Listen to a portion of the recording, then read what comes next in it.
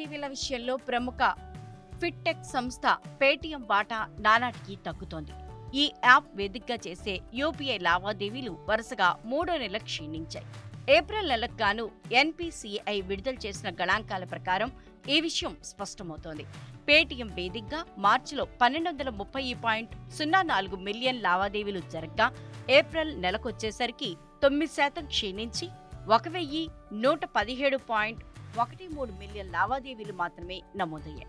మొత్తం యూపీఐ లావాదేవీల్లో కంపెనీ వాటా సైతం 8.4%కి చేరింది.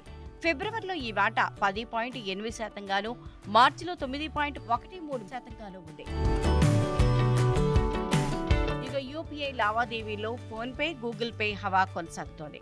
6,500 మిలియన్ లావాదేవీలతో 48.8% మార్కెట్ వాటాతో ఫోన్పే అగ్రస్థానంలో కొనసాగుతుండగా 5,027.3 మిలియన్ లావాదేవీలు 37.8% వాటాతో రెండో స్థానంలో గూగుల్ పే కొనసాగుతోంది. లావాదేవీలు మార్కెట్ వాటా పరంగా తక్కువే అయినప్పటికీ ఇతర యాప్ల నుంచి పెద్దగా పోటీ లేకపోవడంతో పేటీఎం 3వ స్థానంలో కొనసాగుతోంది. క్రెడిట్ కార్డ్ బిల్లుల చెల్లింపు కోసం ఉపయోగించే క్రెడిట్ యాప్ 4వ స్థానంలో ఉంది. ఏప్రిల్ నెలలో 138.46 మిలియన్ లావాదేవీల్ని ఈ యాప్ నిర్వహించింది. ఇది పేటీఎం లావాదేవీలతో పోలిస్తే 8వ వంతు మాత్రమే.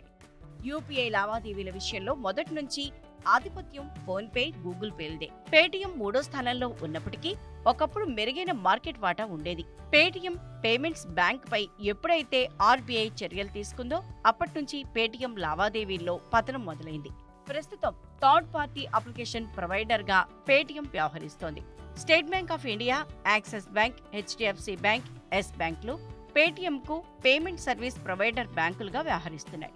ఈ నేపథ్యంలో పేటీఎం తన స్థానాన్ని నిలబెట్టుకోవడానికి ప్రయత్నిస్తోంది.